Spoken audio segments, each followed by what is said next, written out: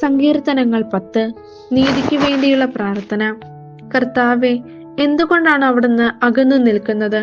ഞങ്ങളുടെ കഷ്ടകാലത്ത് അവിടുന്ന് മറഞ്ഞിരിക്കുന്നത് എന്ത്? ദുഷ്ടർ ഗർവോടെ പാവങ്ങളെ പിന്തുടർന്ന് പീഡിപ്പിക്കുന്നു.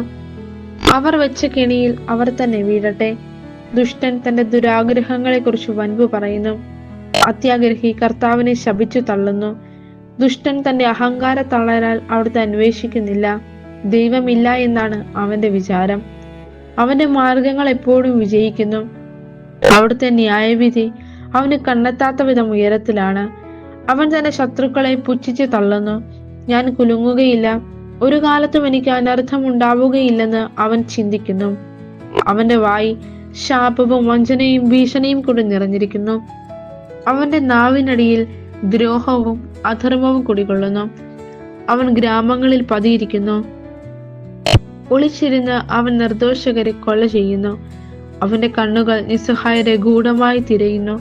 പാവങ്ങളെ പിടിക്കാൻ അവൻ സിംഹത്തെ പോലെ പതിയിരിക്കുന്നു. പാവങ്ങളെ വലയിൽ കുടുക്കി അവൻ പിടിയിൽ അമർത്തുന്നു. നിസ്സഹായൻ ഞെരിഞ്ഞമർന്നു പോകുന്നു. ദുഷ്ടന്റെ ശക്തിയാൽ അവൻ നിലം പതിക്കുന്നു.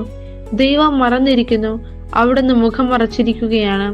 അവിടുന്ന് ഒരിക്കലും ഇത് കാണുകയില്ല എന്ന് ദുഷ്ടൻ വിചാരിക്കുന്നു. കർത്താവെ, ഉണരണമേ. ദൈവമേ, അവിടുത്തെ കരമുയർത്തണമേ. പീഡിതരെ മറക്കരുതേ. ദുഷ്ടൻ ദൈവത്തെ നിഷേധിക്കുന്നതും അവിടുന്ന് കണക്ക് ചോദിക്കുകയില്ലെന്ന് ഹൃദയത്തിൽ മന്ത്രിക്കുന്നതും എന്തുകൊണ്ട്? അങ്ങ് കാണുന്നുണ്ട്. കഷ്ടപ്പാടുകളും ക്ലേശങ്ങളും അങ്ങ് തീർച്ചയായും കാണുന്നുണ്ട്. അങ്ങ് അവ ഏറ്റെടുക്കും. നിസ്സഹായൻ തന്നെ തന്നെ അങ്ങേക്ക് സമർപ്പിക്കുന്നു. അനാഥന് അവിടുന്ന് സഹായകനാണല്ലോ.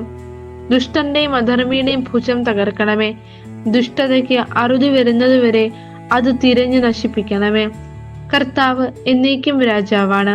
ജനതകൾ അവിടുത്തെ ദേശത്തു നിന്ന് അറ്റുപോകും.